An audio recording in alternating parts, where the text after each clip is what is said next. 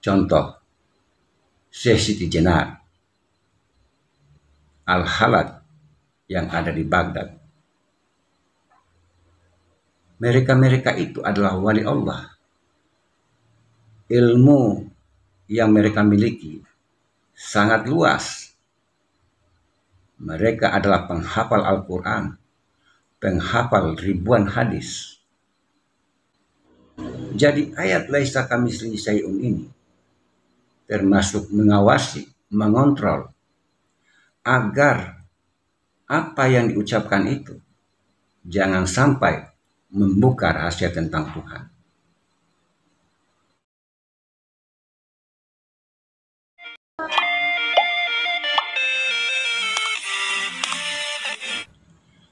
Dikatakan dalam Al-Quran, Tuhan itu laisa kamitslihi syai'un. Dia tidak bisa diserupakan dengan sesuatu apapun. Kalau Tuhan itu tidak bisa diserupakan dengan sesuatu apapun, lalu Tuhan yang mana yang dikatakan ada? Dia tidak bisa diserupakan, tidak bisa dilihat, tidak bisa digambarkan, tidak bisa dipikirkan, tidak bisa dihayalkan, tidak bisa diimajinasikan, tidak bisa dirasakan. Itu semua tidak bisa diserupakan dengan Tuhan.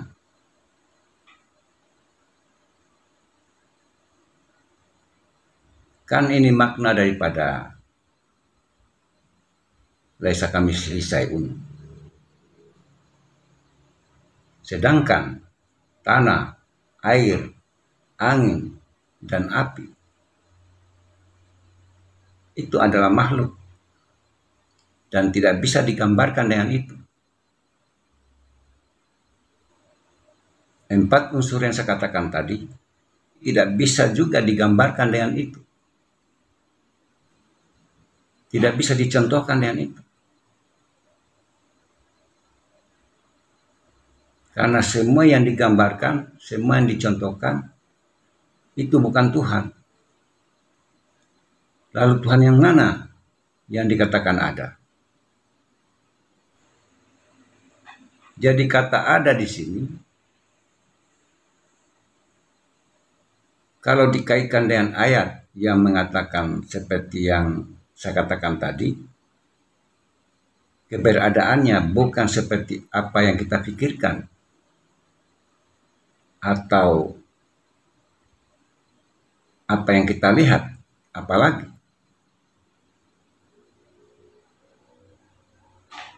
bahkan Tuhan itu tidak bisa disebut. Bisa dibayangkan, Tuhan bahkan tidak bisa disebut.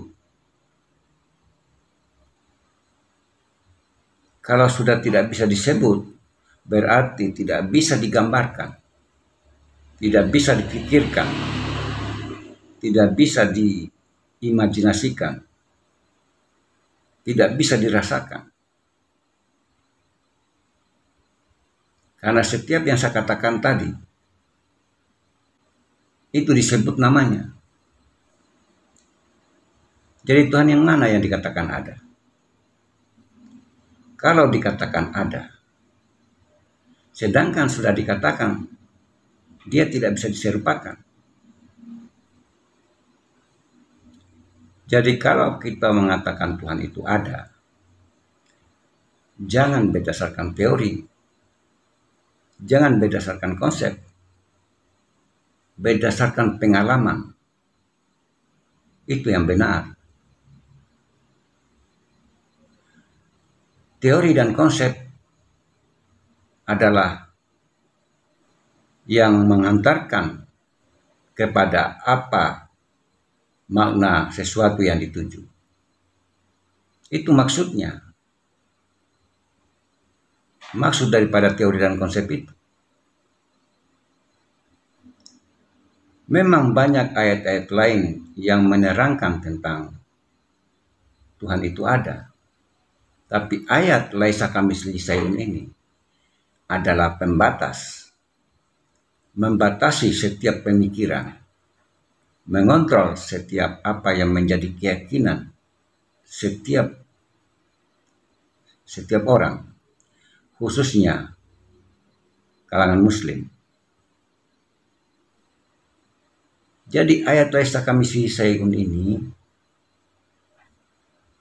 mengarahkan kepada kita agar kita jangan salah memahami tentang konsep ketuhanan itu. Itu yang benar. Dikarenakan kalau kita salah memahami tentang Allah itu ada, maka akan menjerumuskan kita ke jalan kesyirikan. Kalau sudah seperti itu pemahaman, itu sesat, bahkan menyesatkan.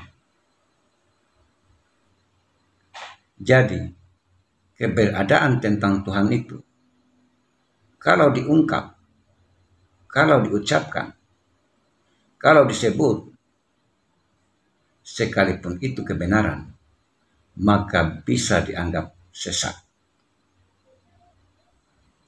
Makanya orang yang sudah sampai di makam penyaksian, dia akan diam. Kenapa dia diam?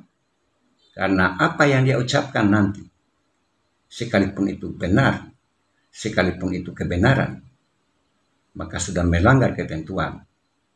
Kembali lagi kepada ayat laisa kamitslihi syai'un tadi. Apa yang digambarkan, apa yang dipikirkan, apa yang dihayalkan, apa yang dirasakan, apa yang diimajinasikan, itu bukan Tuhan. Jadi hanya dengan jalan diam bagi orang yang sudah sampai dalam penglihatan itu. Contoh, Syekh Siti Jenar Al-Halad yang ada di Baghdad.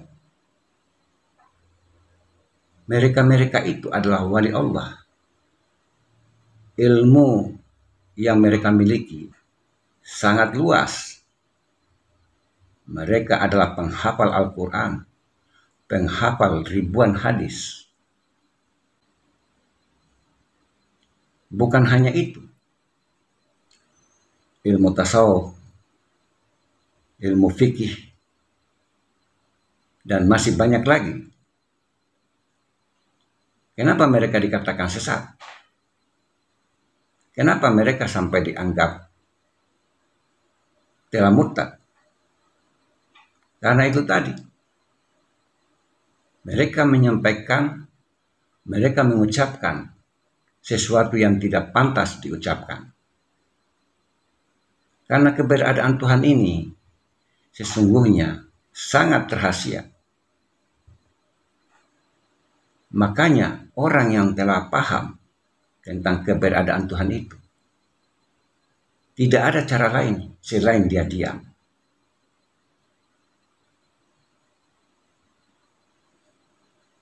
Hanya dengan jalan diam. Kalau benar-benar sudah sampai pada makam penyaksian. Jadi ayat laisa kamitslihi syai'un ini termasuk mengawasi, mengontrol agar apa yang diucapkan itu jangan sampai membuka rahasia tentang Tuhan. Itu maksudnya yang sebenarnya. Jadi sekalipun sang pencari sudah sampai pada tingkat atau level penyaksian tentang wujud Tuhan, kalau tidak dijaga ucapannya, kalau tidak dijaga apa yang dia katakan, jangan heran kalau dikatakan sesat, bahkan dikatakan telah murtad. Jadi dalam mencari Tuhan, dalam mencari tentang siapakah Tuhan itu, tidak boleh sembarangan. Apalagi kalau berbicara tentang ketauhidan, bahwa tidak ada Tuhan melainkan hanya Allah yang ada. Lebih-lebih lagi kalau kita berbicara tentang ketauhidan dengan kalimat la ilaha illallah, tidak ada Tuhan melainkan hanya Allah yang ada. Kalimat tauhid ini sejalan dengan ayat laisa kamitslihi syai'un. Tidak ada Tuhan melainkan hanya Allah yang ada. Makna kalimat tidak ada Tuhan melainkan hanya Allah yang ada, karena yang ada di sekitar kita, termasuk yang kita pikirkan, yang kita hayalkan, yang kita imajinasikan, yang kita gambarkan, yang kita contohkan itu, kalau dikaitkan dengan kalimat laisa, semuanya gugur untuk bisa dijadikan sebagai Tuhan. Karena kenapa? Bisa membawa manusia ke jalan kesyirikan. Itu maksudnya.